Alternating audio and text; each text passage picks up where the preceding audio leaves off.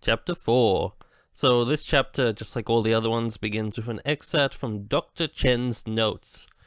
I was amongst my cubs, on a meadow beside a brook. This was the way I continued to live, on and on, until, one day downstream, noises were heard. I looked and saw an evil monster bear, a vile demon bear, with his lower fangs jutting out beyond his upper jaw, with his upper fangs jutting out beyond his lower jaw, and with his inner gums exposed. The evil monster bear, the vile demon bear, came this way. As soon as he caught sight of me, he glared at me with his eyes wide open. Then he attacked me. And there's a caption at the bottom saying, Song of Wolf Goddess. A new traditional song. Mark had bought the cabin not long after the 2014 attacks. He thought that the three of them could make a life here, off the grid. The place had everything they needed. They could homeschool Maddie, and she could grow up without further terror, far from the coasts, far, far from Godzilla and whatever other monsters might drag their prehistoric asses out of the sea. Emma had other ideas. She didn't want to quit Monarch. In fact, she just threw herself into her work that much more. He'd tried to talk her into at least letting him bring Maddie up here while she was in China, but that was never going to happen. He'd thought he was buying for 3, so the cabin was a little bigger than he needed, but it gave him room to sprawl out comfortably. Now it felt crowded. He rarely had visitors, but when he did, they didn't stay long, and that was to his liking. Today he had not 1, but 3. Normally that would be irritating, except that he was far too distracted by what they had come to tell him. As he listened to their story, he realized that an overcrowded house was the very least of his worries. He focused on the picture as they spoke, the photo of his daughter and him on a fishing trip. Maddie. It had been a good day, all of it, from the long drive out to the campfire that night. This was not a good day. What the visitors were telling him seemed impossible, a fiction they were selling for some bent reason. But of course they had video. The feed cuts out here, Dr. Graham said in her soft British accent. The survivors hadn't been able to give us much more than what the footage allows. Only that Emma and Madison were the only ones taken. Yeah, he thought, but they'd killed everyone else in sight. He couldn't say anything. He just stared at the picture, wishing he could go back to that moment, keeping her with him out here where it was safe, far from the coast, and the hell away from Monarch. I'm sorry, Mark, Sarazawa said. Mark looked back at the video feed on the laptop. The temple in the Yunnan province of China, the monster, the gunman, if his life had gone differently, he might have been in Yunnan too. I never should have. I should have been there for her, he said. Who did this? We don't know yet, Dr. Graham said. We believe that they were after this. Graham zoomed in on the image of the laptop into Emma facing the, whatever it was, the black case open in front of her. The Orca. He hadn't caught that on the first viewing. He'd thought it was just some random piece of equipment, a radiation sensor or something. You didn't. The Orca, the third person said, the only one he didn't know, nervous-looking fellow with a wispy beard and wide blue eyes. We think it's why they needed Emma. The guy went on, she believes if we could somehow replicate the biosonar that the Titans use to communicate. I know what the hell it is, Mark brought in, his shock, fear, and guilt now joined by anger. I helped build the prototype. He looked at Graham. Who is he? Sam Coleman, the man said. Head of technology. I joined Monarch shortly after you left. I'm a big fan of your wife's work, and that came out so weird. I'm sorry. Mark turned back to Sarazawa. Emma and I destroyed the prototype, Mark told him. And then Emma decided to rebuild it after San Francisco, Graham said. She went home to Boston, spent years developing it. She thought it could help. Help what? Mark snapped. Play God? No, the Englishwoman said. Help prevent another attack. The Orca was a grad school science project, Mark said. It was meant to keep whales away from the shoreline, not so you could talk to your little creatures out there. Listen to me, they'll think it's one of them. If you use the wrong frequency on any one of them, you're gonna be responsible for 1,000 San Franciscos, which is why we need to get it back, Sarazawa said. Emma always said no one knew the Orca better than you. It shouldn't even exist, Mark said. That may be, Mark, Coleman replied, but it's fallen into the wrong hands, and right now the Orca is the only thing keeping Emma and Madison alive. Mark turned away from them and stared out the window. What was Emma up to? What did she think she was going to do with the Orca? Have a conversation with the monsters? Take out a piece of treaty with Godzilla?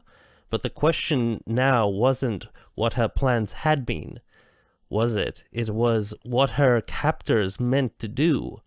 Mark, please, Dr. Graham said. We know you're hurting, but if we find the Orca, we can find your family, I promise.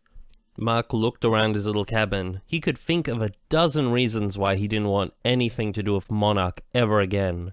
But there were 2 reasons why he must, and they were all that mattered now. The Osprey was a tilt-rotor aircraft, which was a fancy way of saying that it could land, take off, and hover like a helicopter, but also fly like a prop plane by switching the propellers from overhead to facing front. Helicopters were pretty lousy at long-distance travel.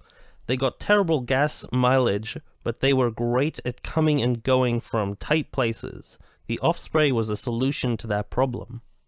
They had been in plane mode for a while now. The mountains of Colorado gave way to the checkerboard Kansas farmland, then wetter, greener country as they moved further east. Night came, and he dozed fitfully. When he awoke, they were cruising over a whole lot of water, with the occasional scatter of mist-shrouded islands. He'd tried at first to reckon where they were going based on the direction and landmarks and sneaking looking at the instruments, but finally decided it didn't matter. It wasn't like he was going to try to get back to Colorado anytime soon. The wolves wouldn't miss him. He needed them, not the other way around, which seemed to sum up all of his relationships.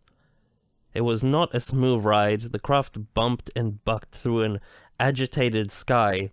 Up front he noticed Sarazawa checking his phone and flipping the old pocket watch he carried everywhere. Just like old times, Mark remembered. Sarazawa had gotten the watch from his father, who had also been with Monarch, and he remembered a joke about the watch. He was in the back, left to himself, which was fine by him. He figured these guys had told him as much as they planned to for the moment. Now all he could do was pass out the information he had. He was pretty sure if the Orca was turned on, he could track it, if they were in range of the signal. From what he could make out of Emma's latest version of the machine, its speakers were probably not that much stronger than their first model. But if the bad guys amplified the output, the range would increase, making detecting it easier. So there was that. Monarch could start listening, and he could probably help tell them how. But it all came back to what the terrorists or whatever wanted, didn't it? What did they intend to use the Orca for? He kept replaying the video of Emma and Maddie in his mind. Had she been communicating with that maggot thing? Or had the sound of the Orca merely calmed it down? The bad guys had taken Emma so she could work the machine for them. That much was clear, but why take Maddie?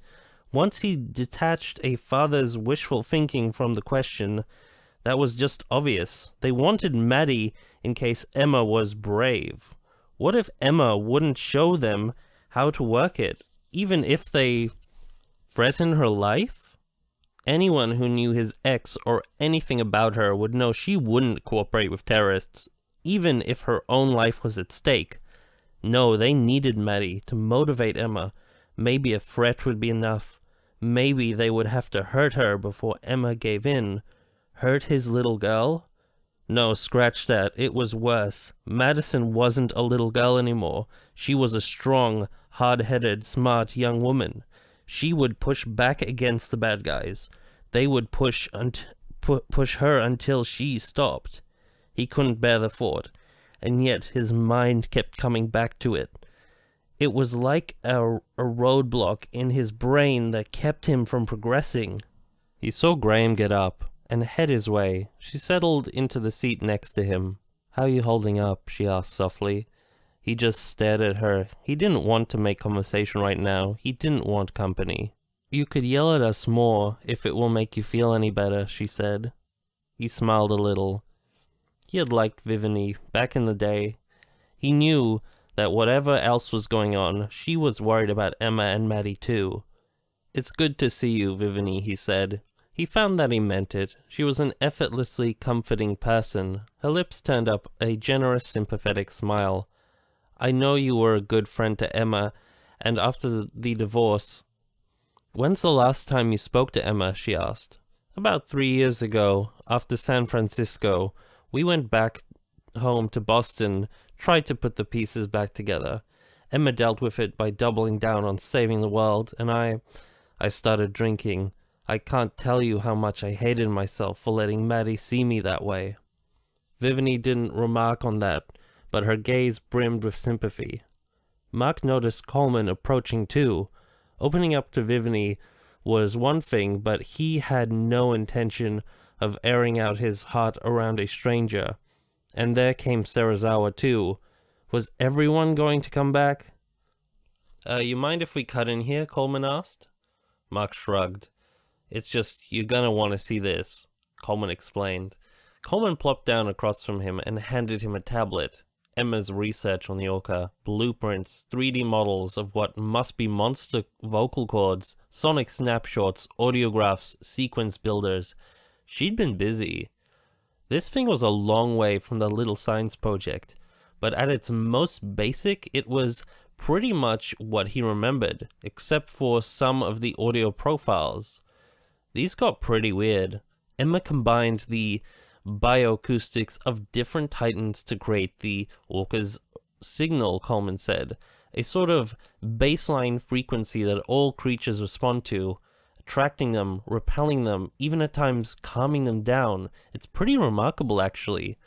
The problem, Vivanie said, is that we don't know which titans she combined, but if you can identify these frequencies, we'll be able to track the Orca and find Emma and Madison. So pretty much as he thought. Mark continued through the data to a set of X-rays of monsters. More than a few, they were all over the place. Some had primarily exoskeletons with some interior buttressing. Others were more like Godzilla vertebrates. To his zoologist's eye, no two of them looked like the same species. "Jesus," he said, "how many of these things are there?" 17, Serizawa said, "and counting after Godzilla." He absorbed that. 17 more monsters like Godzilla. 17 creatures that could level a city just by taking a stroll through it. 17, he said. Coleman pulled up a map of the world with various locations marked. Some he recognized, Skull Islands for instance, but most of them were totally new to him. He noticed one off the Gulf Coast of Mexico, another near Atlanta. Was something under Stone Mountain? But the one he focused in on was the one in Yunnan province in China, where Emma and Maddie had been taken. Most of them were discovered in deep hibernation, Vivanie said, while others were contained at top-secret sites around the globe.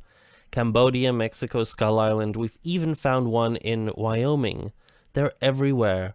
Wyoming? So even in his plan to stay high and dry and monster-free in Colorado, there had been wrong-headed. These things were everywhere. "Why don't you kill them?" Mark said. "The government wants to," Serizawa said, "but Emma and I believe some are benevolent." "Not this again. Don't kid yourself," Mark told him. Hadn't they learnt anything? They had kept watch over the latent monsters years before, thinking they could contain it. They hadn't. and the result had been catastrophic. It had trashed the Monarch base there, cut a swash through Hawaii, and totaled San Francisco. Now they had 17. They were trying to keep them sedated or whatever. This was insane. Something in the cabin began beeping. "Oh, hey," Sam said. "Look at that. We're here." Where was here? Mark got up and went into the cockpit for a better view. The otherwise open sea was broken ahead by the cloud-shrouded mountains of an island. It seemed like a small one, but he could see all of it. Just offshore, an oil platform stood out of the water on 4 thick red pylons. Several cranes stuck out from the deck, and the derrick towered up on one side. He wasn't sure about the rest of it, but he could easily identify a landing pad and spare living quarters. The props had rotated and the Osprey went back into helicopter mode. They began to drop towards the landing pad on the rig. It was funny, he'd been expecting something a little grander from Monarch. They had big plans and a knack for getting the funds to pull them off. He supposed an oil rig wouldn't attract a lot of unwanted attention, but it was a little underwhelming. Were they going down too fast? It seems like they were going down too fast. The pad was coming up with breathtaking speed, and the pilot seemed to have no interest in slowing down. Or something had gone very wrong with the Osprey. He braced for impact.